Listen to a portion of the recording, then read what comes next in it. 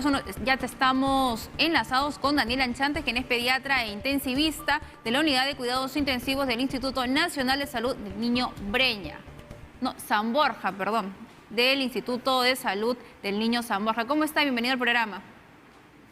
Buenos días, encantado de participar. Muchas gracias por la invitación. No, gracias a usted por estar con nosotros. Y antes de abordar el tema del protocolo y resolver algunas inquietudes que se plantean los padres de familia, si podemos hacer un diagnóstico acerca de los casos que se van registrando. Hay un incremento muy acelerado acerca de contagios y teniendo en cuenta también que la variante Omicron tiene predominancia, al menos en Lima Metropolitana y el Callao, y poco a poco va calando en otras regiones de nuestro país. Pero ¿cuál es el diagnóstico de su experiencia con el incremento de casos, pero en niños? Sí, hemos visto al inicio de este año ya un incremento acelerado de casos, tanto en niños y también como en adolescentes. Si bien es cierto, hasta el momento la gran mayoría de estos casos son casos leves que están, digamos, en cuarentena dentro de sus domicilios. También hemos visto incrementado el número de hospitalizados y, bueno, ya hemos tenido también un primer ingreso a cuidados intensivos. En general, el panorama es pues, que estos casos, debido a esta variante, es muy probable que sigan en incremento. Es por eso pues, que tenemos pues, que continuar con las medidas, todas que ya conocemos, de seguridad para nuestros niños y además ahora, como mencionabas, que viene ya próximamente en unos días la vacuna, acudir pues, de manera masiva con confianza para poder protegerlos más. Mencionaba que algunos de estos casos han derivado y todavía continúan sin duda en la unidad de cuidados intensivos, pero ¿existe una enfermedad preexistente en estos pacientes, en estos pequeños? Mira, por ejemplo, en el caso de este menor que hemos tenido ya en la unidad de cuidados intensivos, es un menor de 1 año, 4 meses, no tiene una enfermedad preexistente importante. Si bien es cierto, tampoco ha requerido, digamos, ventilación asistida, es decir, su caso no ha llegado a ser un COVID grave, sí ha requerido oxígeno, sí ha requerido monitorización. Podríamos decirlo que nos enfrentamos en este caso de un COVID moderado que requirió, como mencionó, oxígeno y monitorización. Sin embargo, por ejemplo, en la segunda ola tuvimos casos también de niños con enfermedades preexistentes y también sin enfermedades preexistentes que en global ingresaban a cuidados intensivos. La idea en realidad es que no queremos pues, que se repita lo que sucedió en la segunda ola, que fue bastante dramático. Teníamos ingresos semanales a cuidados intensivos de niños con enfermedad de COVID grave, ¿no? Esperamos pues, que esta tercera ola, si bien es cierto, sabemos que los casos van a aumentar, todos queremos que estos sean leves, que puedan pasar, digamos, la enfermedad en casa y que solamente un grupo muy reducido de niños requiera hospitalización. Sí, y a propósito de lo que menciona, la única forma de combatir la COVID-19 es con la vacunación y por eso tenemos que ser muy claros con este tema. Ya hay un protocolo por parte del Ministerio de Salud, pero una de las inquietudes tal vez de algún padre de familia, teniendo en cuenta de que debido a la COVID-19 se han puesto protocolos muy estrictos dentro de los hospitales, ya los padres no pueden permanecer con sus hijos como solía pasar antes. En ese sentido, teniendo en cuenta también de que se necesita que un padre de familia dé la autorización o un apoderado dé la autorización o el consentimiento para que el pequeño, el paciente pueda ser inoculado, ¿cómo se da en este caso?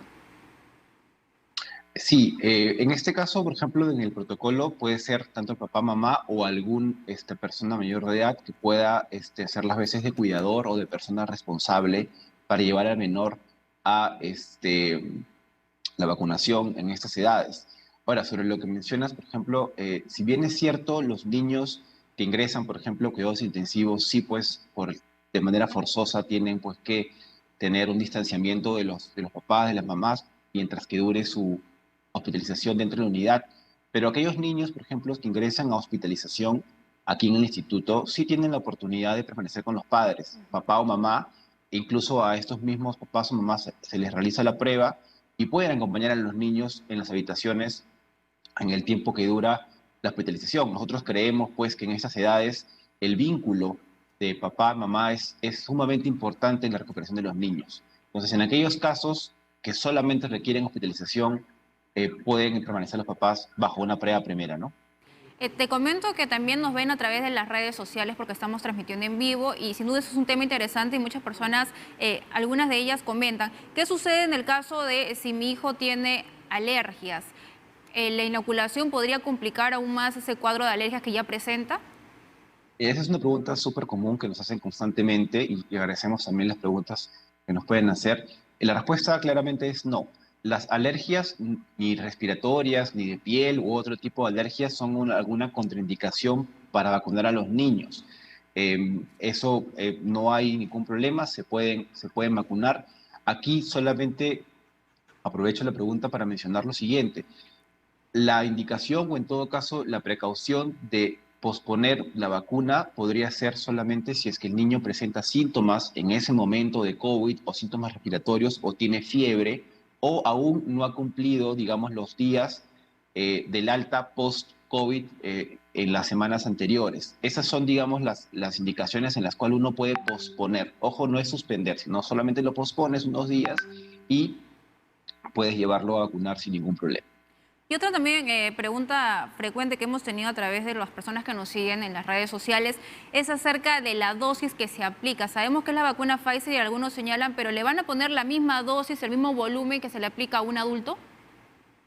No, de hecho, sí es el mismo principio activo, es decir, es la misma, digamos, componente que en los niños mayores, adolescentes mayores de 12 y adultos, pero el volumen, que es la cantidad que se le administra, es un tercio. Es decir, en palabras un poquito más técnicas, por así decirlo, en los adultos poníamos 30 microgramos y en estos niños vamos a poner 10. O sea, es un tercio del volumen de la administración, que es justamente este volumen con el cual se hicieron todos los estudios, se cumplieron todas las fases y se demostró que con este volumen administrado uno alcanza la misma inmunidad que con el volumen mayor en los adultos, en estos niños. Entonces es completamente seguro.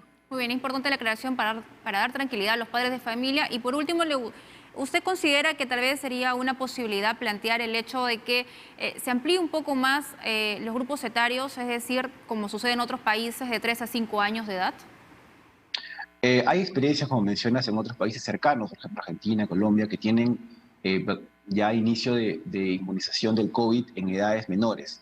Yo creo que esto es algo que se va a plantear en las próximas semanas, probablemente es algo que va a ir variando. Sabemos además cómo el COVID es algo tan dinámico que nos ha ido enseñando a lo largo de la pandemia y en realidad pensamos que sí, que es probable que esto se amplíe, pero vamos a ir avanzando primero ahorita enfocados entre los niños de los 5 a los 11 años y nuevamente un llamado papá, mamá, para que estén muy atentos y que acudan de manera masiva pues, a esos centros de vacunación. Ahora también las escuelas van a sumarse a estos centros para que podamos proteger a los niños. La vacuna es segura y es eficaz y además pues, los va a proteger de enfermedades graves, de ingreso a hospitalización y, como mencionabas hace un momento también, nos dará un retorno más seguro pues, a nuestras clases, a nuestras aulas. Muy bien, muchísimas gracias por esta entrevista y sobre todo por despejar algunas dudas, temores a los padres de familia. Muy amable, muchas gracias. Muchas gracias. Buenos días. Buenos días, ha sido con nosotros Daniel Anchante, pediatra e intensivista de la Unidad de Cuidados Intensivos del Instituto Nacional de Salud del Niño San Borja. Tenemos más información, Jorge. Efectivamente, de Carla, vamos a hacer una pausa, pero tenemos mucha más información. Al volver, vamos a contarle